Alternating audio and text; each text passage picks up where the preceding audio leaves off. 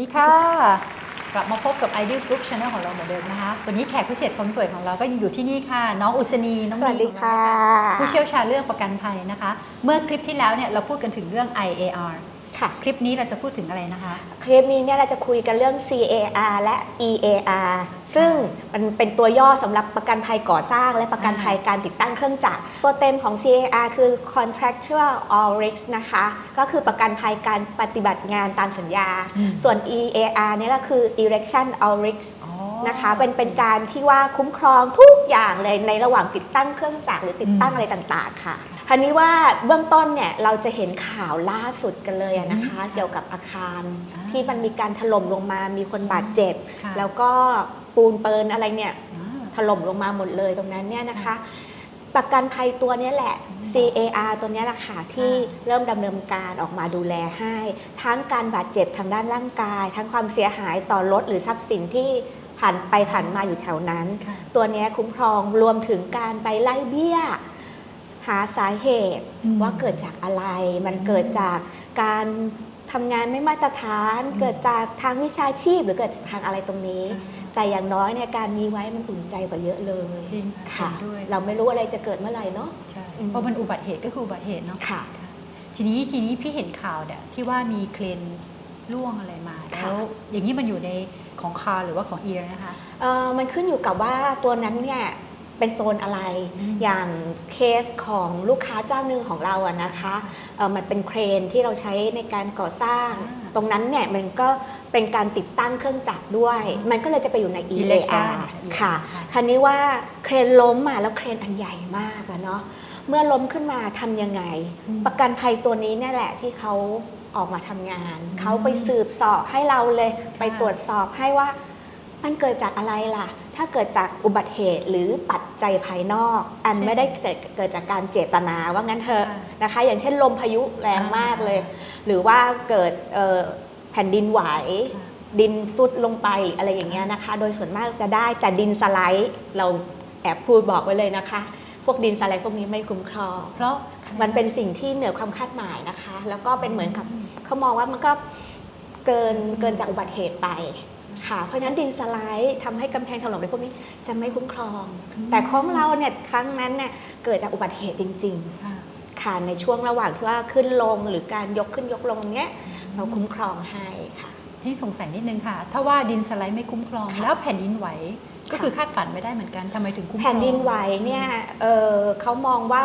มันทำให้มีผลต่อโครงสร้างอาคารค่ะแต่ดินสไลด์เนี่ยมันเกิดได้ทั่วไปเลยน้ำฝนตกมามันก็สไลด์แล้วแต่แผ่นดินไหวเนี่ยมันเป็นการที่เกิดจากตัวโลกพื้นโลกหรืออะไรตรงนี้เนี่ยมันเป็นส่วนที่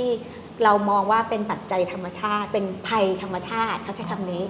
แต่ว่าดินสไลด์เราไม่ถือว่าเป็นภัยธรรมชาติเพิ่งทราบเนาะใช่ค่ะแล้วทีนี้ค่ะในส่วนที่น้องนีว่าเนี่ยขอขยายความเรื่อง CAR นิดนึงลองว่าในรายละเอียดให้พี่ทราบหน่อยเพราะว่าไม่มีความรู้เรื่องนี้เลยค่ะค่ะ CAR เนี่ยความจริงแล้วเป็นสิ่งจำเป็นสำหรับคนที่ทำงานทั้งขนส่งทั้งก่อสร้างทั้งอะไรเนี่ยแต่หลายๆคนไม่รู้จักใช่พี่ก็ไม่รู้เพราะบางครั้งเนี่ยแค่การติดตั้งผ้าใบการติดตั้งเครื่องจักรการยกขึ้นยกลงของอะไรพวกนี้เนี่ยนะคะมันก็ไปอยู่ใน CAR ได้ทั้งหมดเลยการประกันการก่อสร้างตรงนี้เนี่ยเขาขยายนอกจากที่ว่าเกิดจากภัยธรรมชาติลมพายุน้ำท่วมแผ่นดินไหวแล้วเนี่ยเขาขยายไปจนถึงภัยบุคคลภายนอกด้วยนะคะอย่างที่บอกว่าตกลงมานะคะแต่ถ้าเป็นพนักงานของเราเองเนี่ยไม่ได้เพราะว่าเขาถือว่าเราเป็นคนในนะคะอันนั้นอาจจะต้องใช้ส่วนของเขาแต่ถ้าเป็นบุคคลภายนอกไม่ว่าจะเป็นการบาดเจ็บต่อร่างกายหรือทรัพย์สินเขาคุ้มครองให้ทั้งหมดโดยส่วนมากแล้วเนี่ย CAR ที่เราจะเคลมกันเนี่ยจะไม่ค่อยได้เป็นเกี่ยวกับตัวโครงสร้างเท่าไหร่ส่วนมากจะเป็นการบาดเจ็บแล้วก็การที่ว่าตกหล่นไปที่ทรัพย์สินของผู้อื่นมากกว่าหมายถึงว่าถ้าอย่างลูกน้องเราปีนขึ้นไปนั่งร้านแล้วตกลงมาอย่างนี้คือไม่ได้ค่ะอันนั้นต้องเบิกในนามของประกันภัยหรือประกันอุบัติเหตุต่างหากเพราะว่า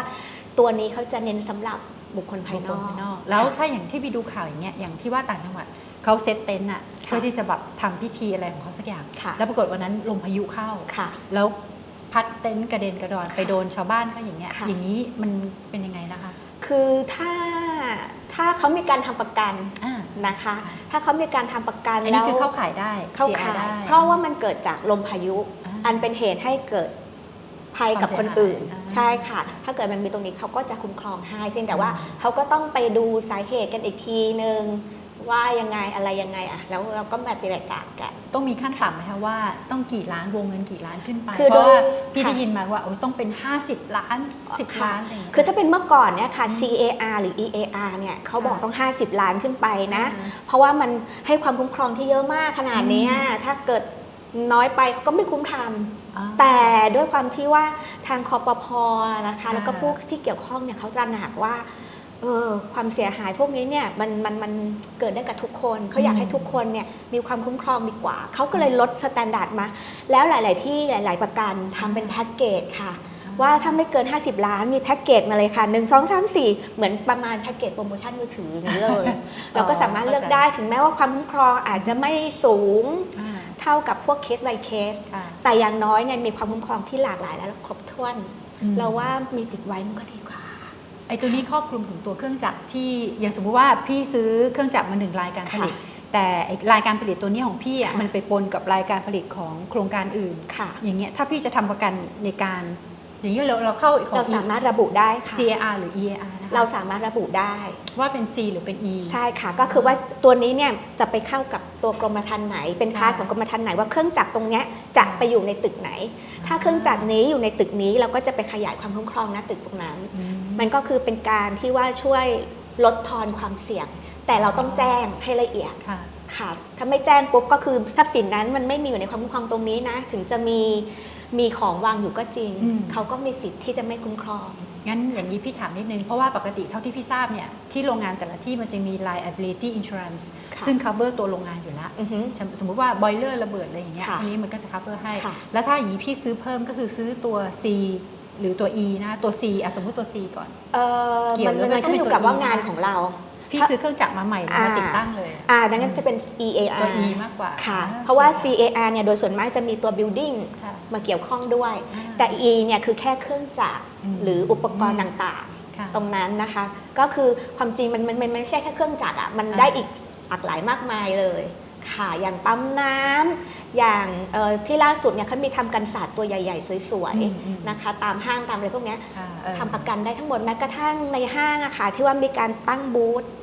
อะไรทั้งหลายพวกนี้เนี่ยก็ทำได้ทั้งหมดเลยกระจกแตกใช่ค่ะคุ้มครองให้ทั้งหมดงั้นเดี๋ยวพี่นึกขึ้นได้สมมติว่าตัวในโรงงานของพี่พื้นที่เนี่ยมันมีตัวบอยเลอร์ใหญ่ๆอยู่แล้วพี่ก็ซื้อเครื่องจักรอีกราย100 กว่าล้านปรากฏวันดีคืนดีบอยเลอร์ระเบิดแต่มันพ่วงให้เครื่องจักรของพี่ตรงนี้พังไปด้วยไอ้อย่างเงี้ยพี่ควรทำประกันภัยประมาณไหนดีคือความจริงเขาต้องไปไล่เบี้ยกลับไปที่บอยเลอร์ก่อนหรือหาสาเหตุว่าบอยเลอร์ระเบิดจากอะไรก่อน